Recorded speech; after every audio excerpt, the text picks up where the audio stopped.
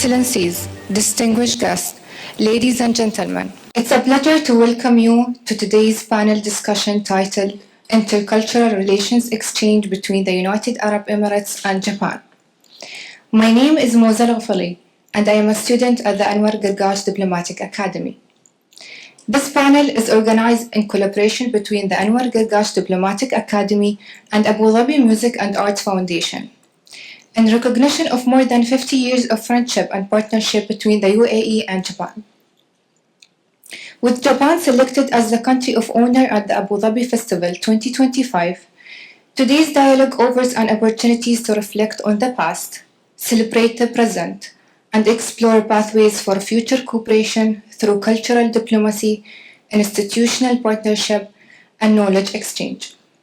For us, as a future diplomats, this discussion is particularly meaningful. It underscores how intercultural understanding can serve as a foundation for stronger ties, deeper collaboration, and a shared vision for the future. To begin our dialogue, we are honored to welcome distinguished voices from the UAE and Japan who will reflect on more than 50 years of friendship and the opportunities that lie ahead. To guide this important discussion, it's my pleasure to introduce Shihab Dabal, Head of the Continuing Education Section at the Anwar Gargash Diplomatic Academy, who will moderate the panel with our esteemed panelists.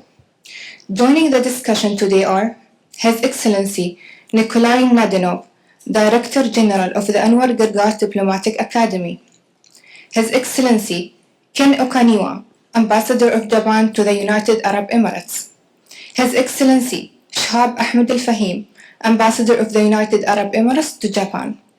It is now my pleasure to hand the floor over to Shihab Dabal.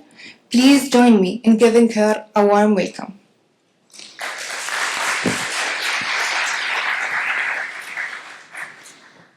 Imagine a conversation between two nations. A nation where the sun rises first, one that is driven with purpose, and a nation where ambition never sets. These two nations are separated by thousands of kilometers, but what unites them is something that is much stronger than geography, a belief that the future belongs to those who are bold enough to build it. Ladies and gentlemen, distinguished guests, good afternoon, and welcome to today's discussion on intercultural relations between Japan and the United Arab Emirates with our esteemed panelists. It's a privilege to moderate this conversation today, to explore further the dynamic relationship between Japan and the United Arab Emirates, two nations that have mastered the art of honoring their past while racing towards the future. Though I should note here that when it comes to racing, both countries prefer hyperloops and bullet trains than traditional methods. Over the past 5 decades, the UAE and Japan and their successful relationship and partnership have proven that it's not only about signing deals, it's about sharing tea ceremonies and Arabic coffee and discovering whether you're building the tallest tower or you're building the most efficient robot, and discovering that it's about trust, vision, and precision as shared languages. So let's explore how both nations have become indispensable partners and unravel the lessons that we can learn from their joint history in the making. So if I can direct the first question to you, Your Excellency. Looking ahead to the next 50 years, what should the cornerstone priorities be for UAE-Japan relations to ensure that they remain resilient, innovative, and relevant? Thank you. Thank you very much, Shama, and thank you to everyone for agreeing to be part of this discussion today. And most importantly, let me thank ADMAF for the great partnership that we have in this. I think, when you look at the future, you obviously have to start by looking at the past and what brings the two countries together. And in a way that, in my mind, listening to you speak now, is the realization that Japan and the UAE are not two nations that look at each other as nations that sell and buy from each other, but nations that can actually co-create. and work together to create a future that is much more inclusive and much more adaptive to the realities of the day and the opportunities that that expand. It's really, a story of how you not just have a relationship of economic interest, but you have a relationship that is built on trust and, most importantly, on problem solving. When the UAE wanted to start its Mars mission, it reached out to Japan to engage with its experience and looking at issues like energy transition and all these themes of the day today. There are amazing opportunities for joint work and partnership for the future. In my mind, there are basically 3 or maybe 4 areas in which which are important for building the relationship in the future. First and foremost, perhaps, is climate and energy leadership. Both countries have been very, very instrumental in providing that leadership to their own regions and globally in terms of the problems that the world faces in climate change and the need to look at new sources of energy down the line. And I think, one needs to imagine here a future where we don't just talk about exchange of ideas and projects and technologies, but how can we leverage what already exists into sort of new corridors, if you wish, that look at clean energy, research and development, that integrate the Gulf, Southeast Asia, East Asia into this dialogue. So I would say climate and energy leadership is one area which is very important. Secondly, both countries are committed to technology and to innovation. Any conversation around the world these days that looks at the future of robotics, artificial intelligence, all of these new techs coming up will inevitably involve a mention of both the United Arab Emirates because of its AI ambition and Japan because of its progress in robotics. So perhaps that sort of leadership in looking at technology as an engine of growth globally and partnering in that is a second area which I think is very important. You can also think of other areas that are critical to both countries. Both countries are exposed to the global economy, to trade, to supply chains. And sadly, we live in a world in which supply chains have become much more volatile than before. So perhaps a third area to look at is how do you partner between Japan and the United Arab Emirates in ensuring economic security for growth, and how do you secure the supply chains that are so vital to the economies of both countries. And that doesn't necessarily just need to focus on sort of rare minerals and other related assets, but across the board on everything that relates to trade, whether it's from free trade to very specific corridors that need to be protected and sea lanes. I remember a couple of years ago we published in AGDA a study on UAE-Japan naval cooperation, and it's not very much on the agenda of everyone these days, but it is an area of potential growth that needs to be looked at. And finally, both countries have a unique position to be bridge builders, to be able to reach out to countries that are less fortunate or have less opportunities in front of them and help them develop, whether that's in other parts of the world or in the immediate neighborhoods. But Japan and the UAE have the ability to be bridge builders between north and south, east and west, however way you want to look at it, and provide that vital link, I think, that is so important to share in the global benefits that exist for everyone, whether it's through joint projects in Africa, whether it's through joint development initiatives. The UAE now has a new development assistance agency, and Japan has a long tradition in providing aid, whether it's in the Palestinian territories, in Gaza, in the West Bank, or elsewhere. I think there's a lot of need these days for that type of help and cooperation. So I think there are many, many sort of new corridors. Some of them have existed in the past as well that can be explored to strengthen this cooperation. And hopefully it's going to be a very seamless cooperation. If you know, we all heard the wonderful performance outside just a few minutes ago, and I think what was striking to me is how both instruments coming from two very, very parts of the world that are very far away from each other blended so seamlessly into the music. So perhaps that relationship can be that symbiotic and helpful. I love that analogy, Your Excellency, specifically how music can be a gateway to further collaboration between both countries.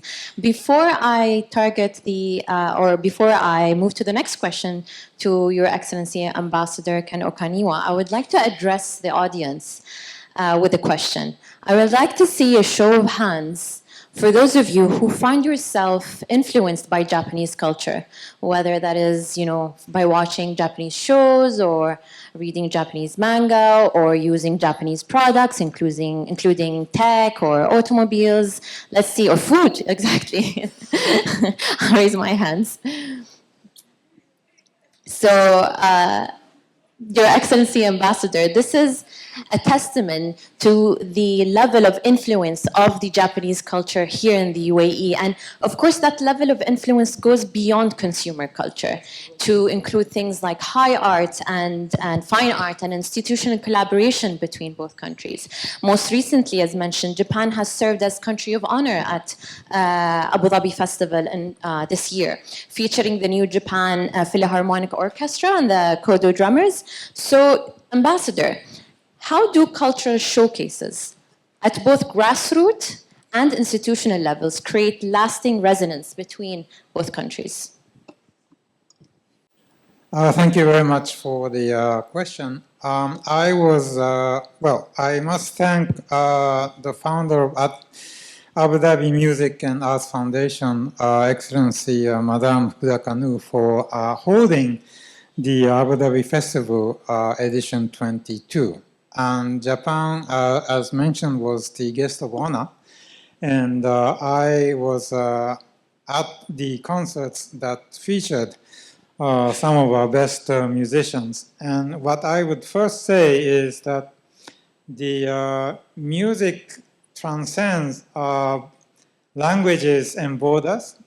And so I felt that everyone in the concert hall felt at one with the musicians. And this is a very raw feeling of human beings to be moved by this kind of music and also to appreciate the skills and also the effort that goes behind this kind of performance. And that is the strength of really the culture bringing peoples together.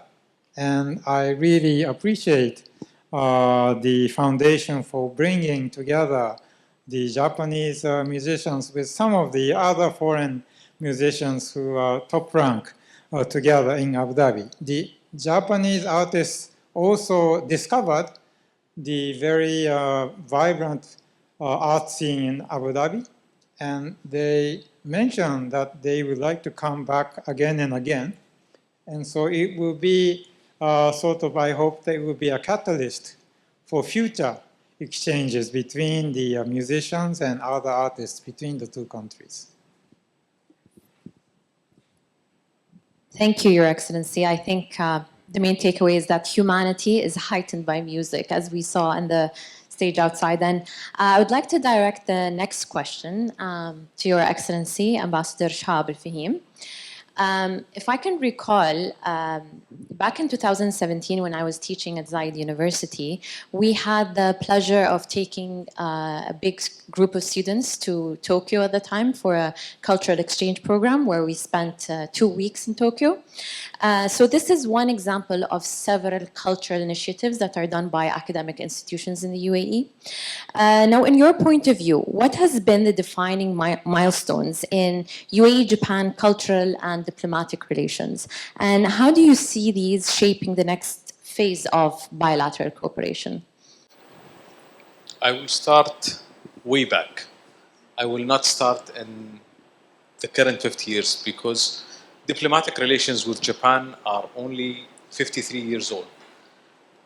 But when we go and look back at the UAE-Japan relations, it was Japan that actually disrupted our own economy here with the introduction of cultural pearl. So it was the Japanese product that came in and disrupted our whole market. My father lost his job. He was a pearl diver, and he lost his job because of Mikimoto in Japan.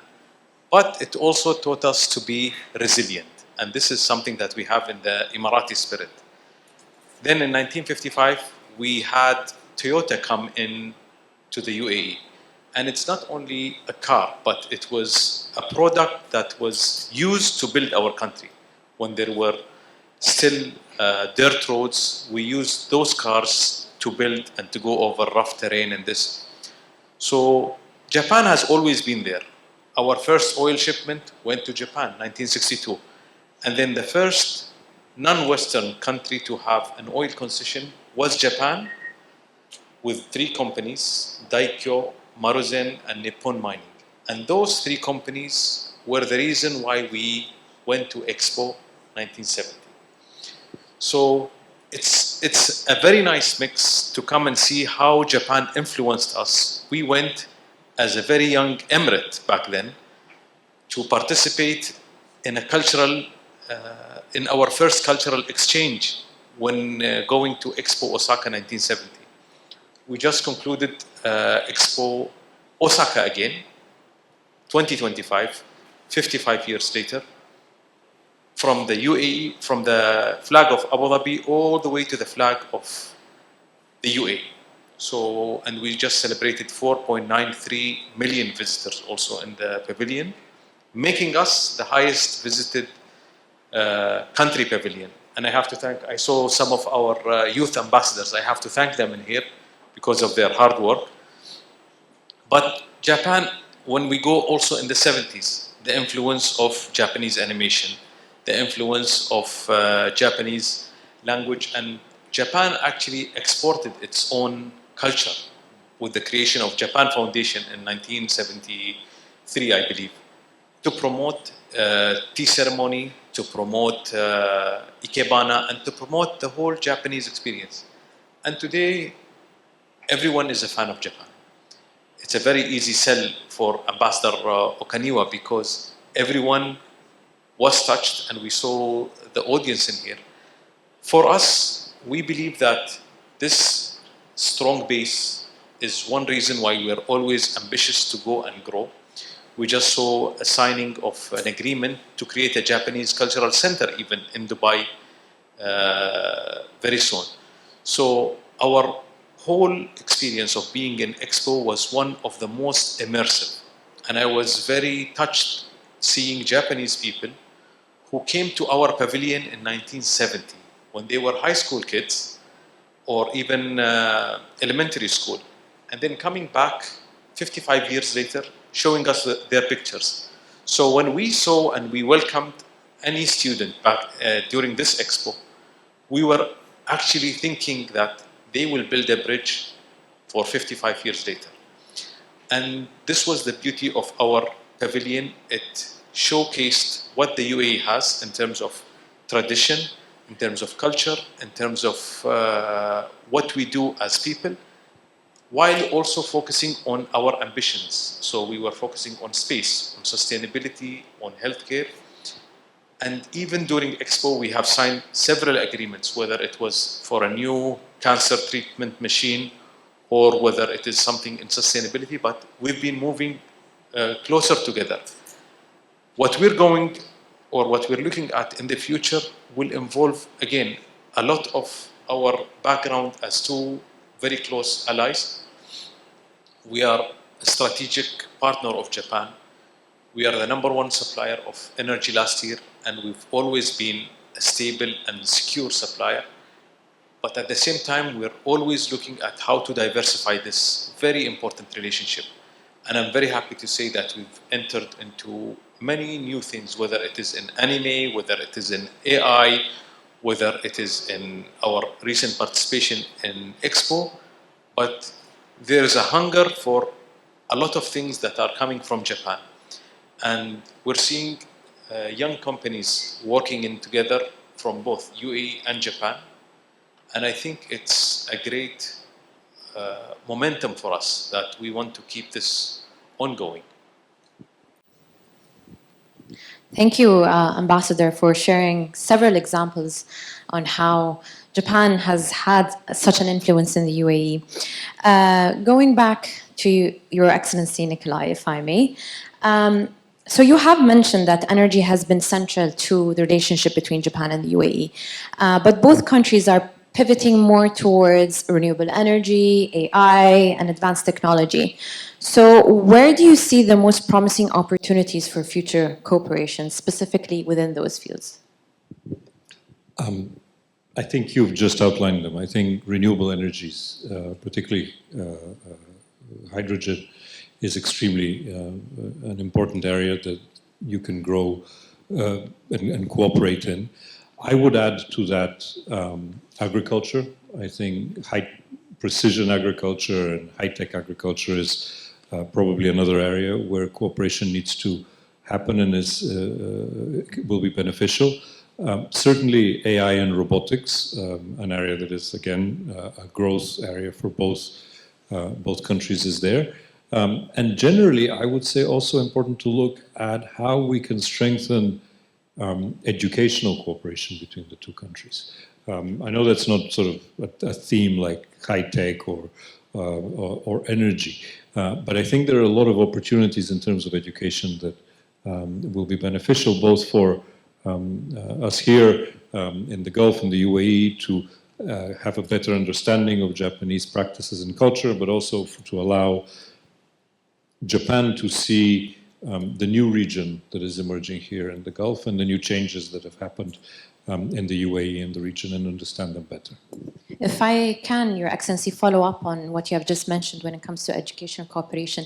So what role can institutions or institutional partnerships between Japan and the UAE, such as those within the field of education, think tanks, Chamber of Commerce, play in driving sustainable economic and cultural exchange between them? A massive role, whether it's at the level of universities, at the level of think tanks, or even here in AGDA, in the academy. I think we have amazing opportunities to look at how, with partners in Japan, we can both contribute to diplomatic training. And diplomats, not disrespect to non-diplomats in the room, but diplomats ultimately, his job is to represent their countries in other parts of the world, and they need to be able to understand those parts of the world much better than other people.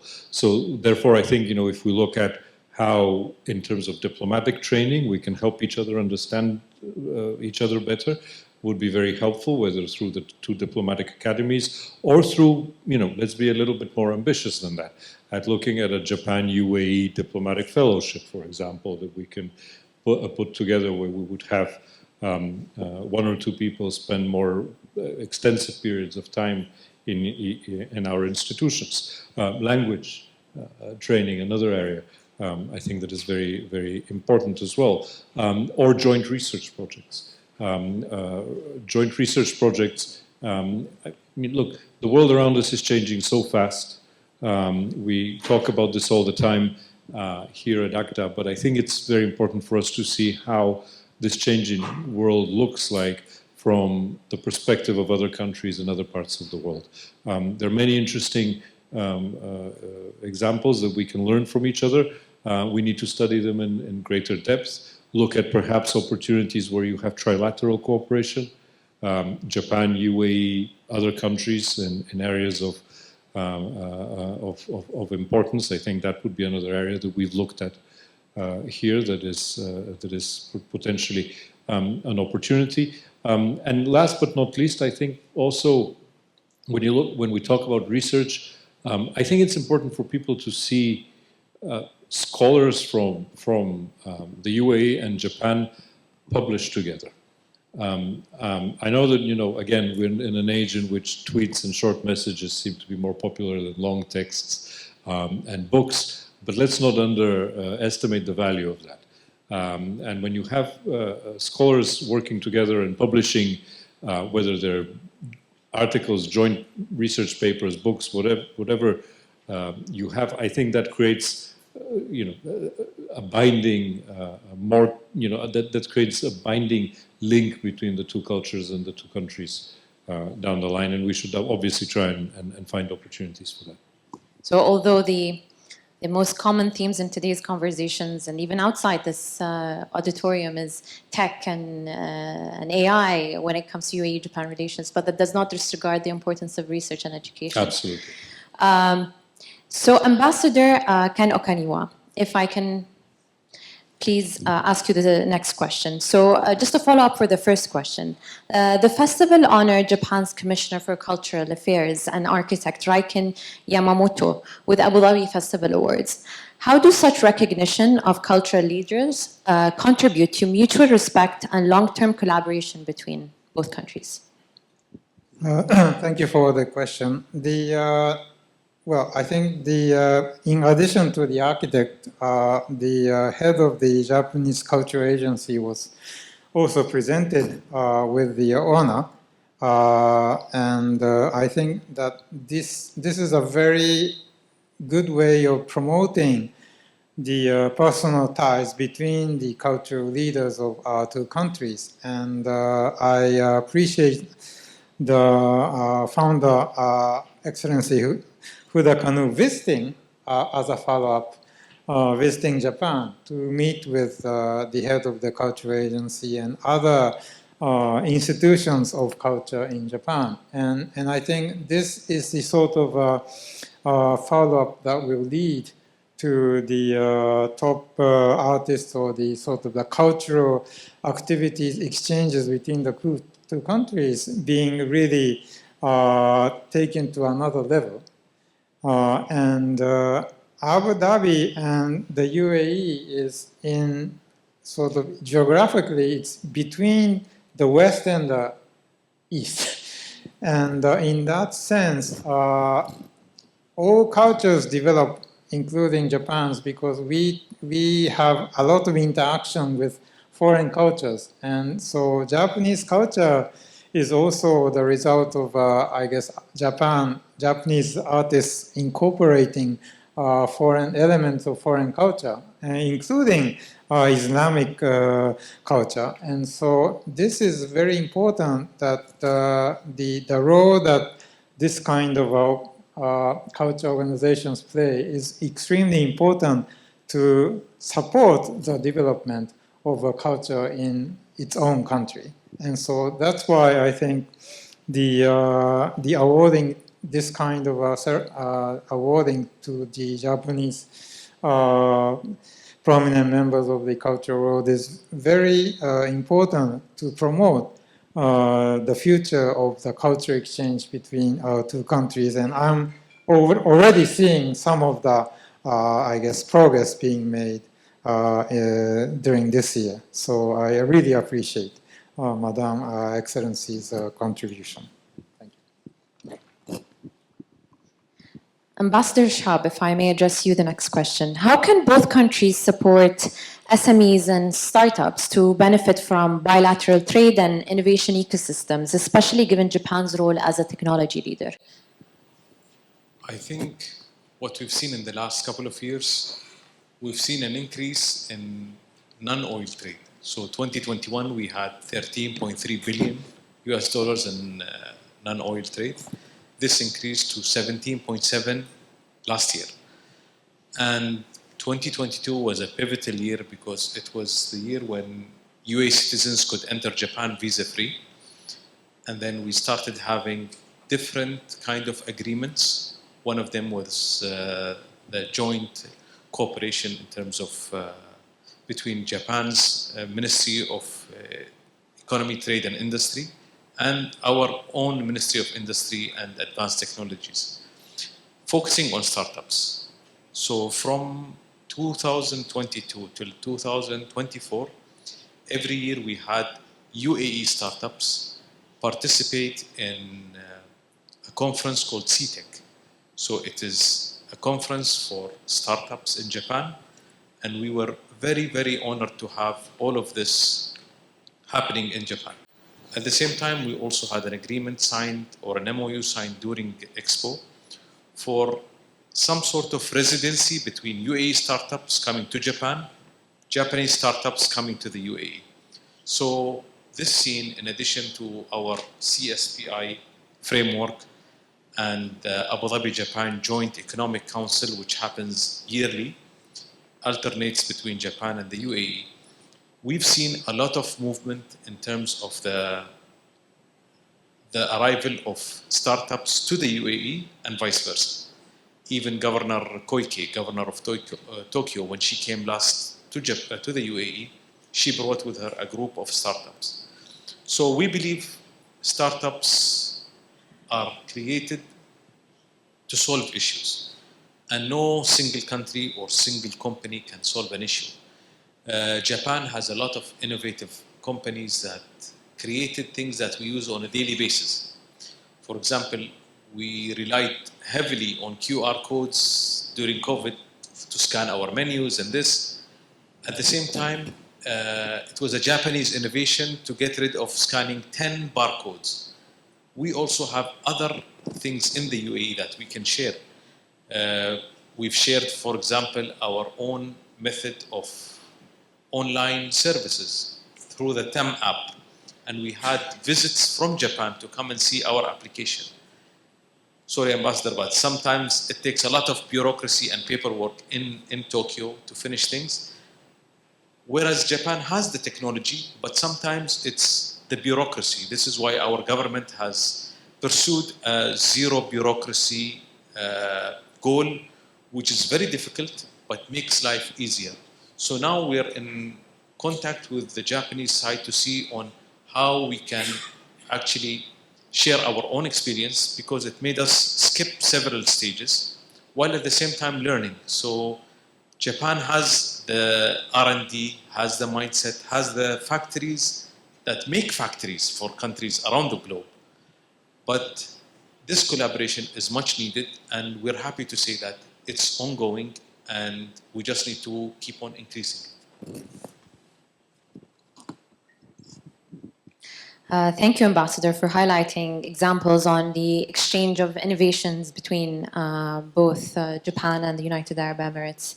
Ambassador Ken Okaniwa, given Japan's experience with modernization and demographic transitions, as we all know, what lessons might be most valuable to the UAE as it channels its youth-driven growth? Well, I will introduce one experience that Japan has. And in the middle 1800s,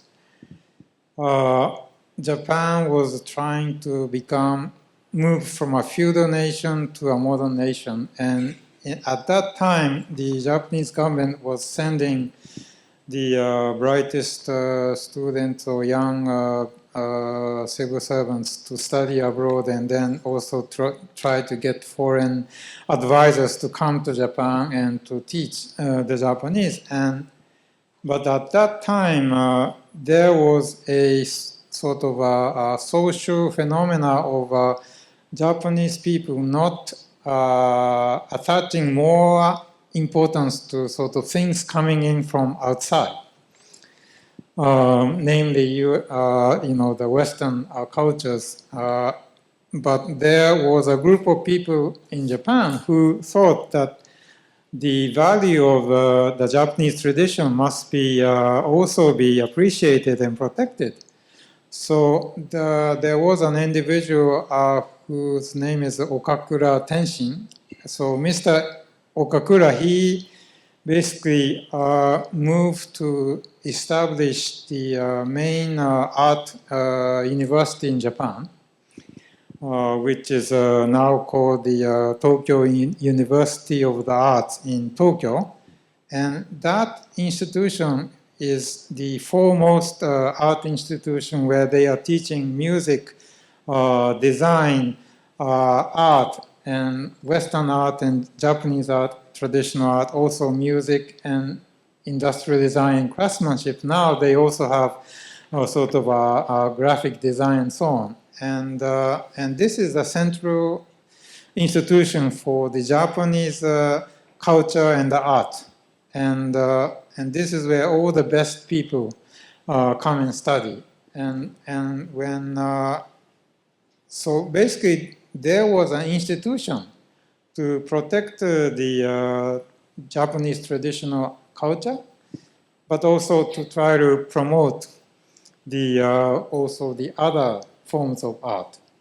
And so this is the basic backbone of the strength of Japanese culture, which is also reflected in not just the traditional things, but also in things like gaming and anime and so on. And so I feel that there is an important need for this kind of institutional basis for promotion of culture in the Middle East, this country and also the Middle East, so that this culture, there will be a basis for developing culture through exchanges with foreign culture. And I think the cultural leaders of this country understand this aspect of cultural exchange.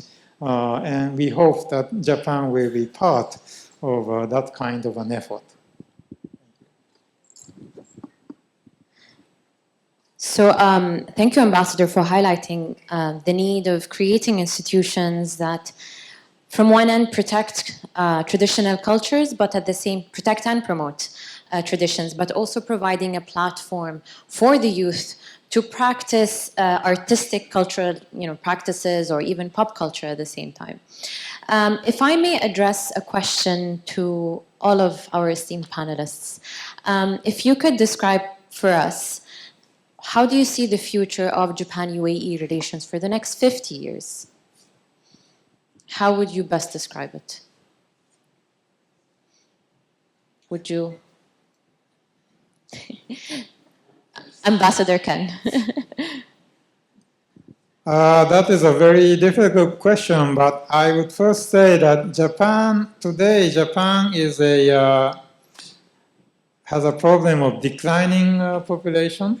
And we have an issue of trying to, I guess, how do we maintain the economic activities while we have declining population? We are having some technical resources coming in as foreign labor coming in, but still there is still a limit to how much we can accept. And on the other hand, the UAE is a country which has a huge number of foreign skilled and non-skilled workers, and trying to, I guess, adapt to the new technological situation. We have a lot of know-how in technology and other institutional aspects of development. And I think in that sense, there is a lot of room for collaboration, because we are at a different stage of development, and there is a lot of interest in this country in technology in all aspects of the society. And so in concrete terms, I think, of course, energy is one area, because we are trying to introduce hydrogen in the society. And I think also even traditional energy also is important, like oil and gas, and in addition, maybe even electricity, because energy is used to produce all kinds of industrial products. Right now, Japan is importing all our energy from abroad, spending a lot of money transporting all the way to Japan. And so I think there is a big potential for Japan to actually not import all the energy from UAE, but to use the energy in this country to produce the various products. And so that is one of the aspects of the sort of the different, I guess, strengths of our two countries have a lot of synergy. And by working together, there is a possibility for very new avenues for cooperation on this kind of activity.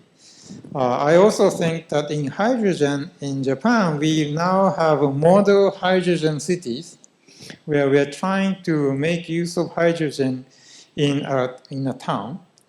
But we are importing the hydrogen all the way from other countries. We are spending a lot of money to transport, and this is making the feasibility is very difficult because of this particular aspect, the transportation cost.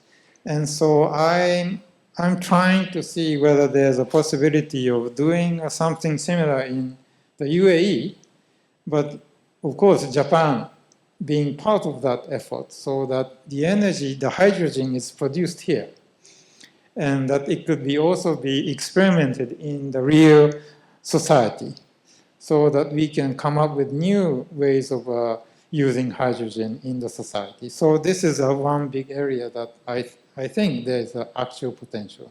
Thank you. Thank you, Ambassador. Your Excellency Nickolay. I would hope to see the partnership as partners in adapting, partners in change, partners in ideas for how to adapt to the new global realities that we're facing. Yes, perhaps the challenges that the societies are facing are different, as the ambassador just spoke to. But the ability to adapt, I think, is very strong both in Japan and in the UAE. The innovative spirit is there, and a dialogue for the future, whether it covers energy, whether it covers artificial intelligence, technologies, agriculture, supply routes, whatever you have, needs to be built on new ideas. And I think that is something that is really a growth area, because the world needs new ideas of how to tackle the problems of today and of the future. It needs innovators, it needs startups, it needs people who think out of the box. And I think history has proven that both Japan and the United Arab Emirates, in different parts of their history, have been very, very strong in adapting to change and being able to produce this innovative spirit that is critical for driving progress. Thank you, Your Excellency. Ambassador Shihab. I'm very positive about this relationship in the future because of what we've seen and what we've been through in our journey as countries, as partners, as strategic partners. And today, Japan just announced their new 104th Prime Minister.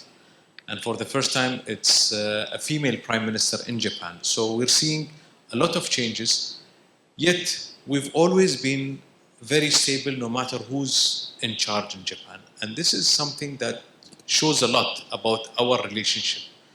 And we've seen an increase in cooperation, not only within Japan or the UAE, but even in space. So our collaboration in terms of sending Khalifa Sat, sending our Mars probe, and now we're both partners in the Artemis program.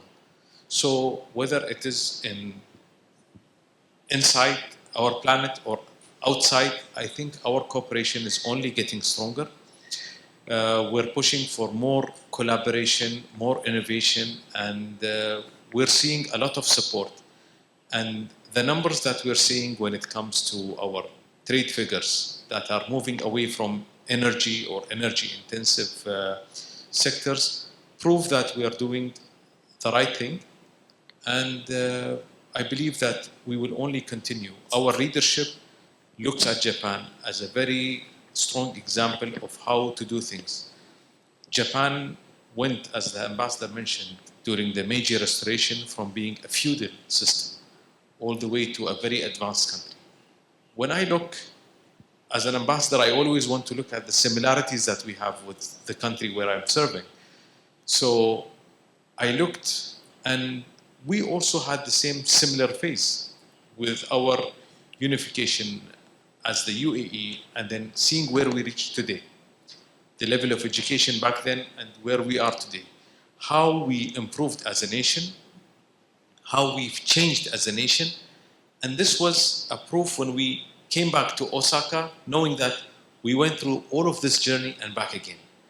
And I'm only sure that if Expo is held in Japan in 50 years, we will come back stronger, and this relationship will only become bigger and stronger also.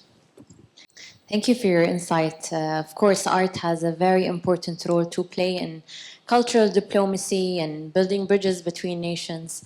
If I may highlight, before we end the panel discussion today, if I may highlight some key takeaways from today's panel. Our esteemed panelists have highlighted that Japan and the UAE are nations that co-create and don't have a transactional relationship. There is a future focus on different areas such as climate and energy leadership, technology and innovation, ensuring economic security and the roles of both countries, ensuring supply chains and trade routes.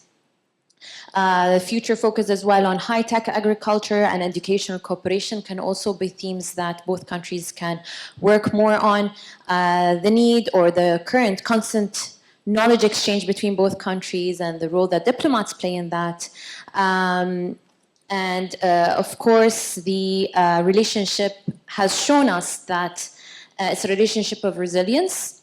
It's a long journey of influence by Japan in the UAE in a diverse array of areas, as highlighted by Ambassador Shihab.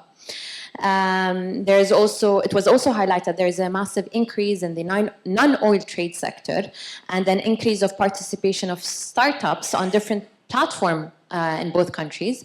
But as His Excellency Nickolay mentioned, we do need more of those platforms to exist.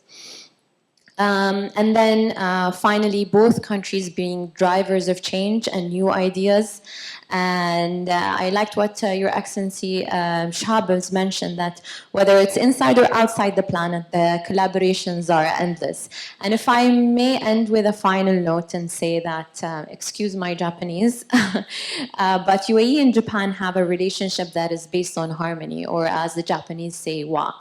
One that is built on trust and respect, which creates a bond based on mochitsu motoritsu, a relationship of, did I say that right? A relationship based on give and take. So I would like to thank our esteemed panelists for the lovely conversation today, and I would like to thank the audience for the questions as well and for your participation. Thank you very much, and wish you a lovely evening.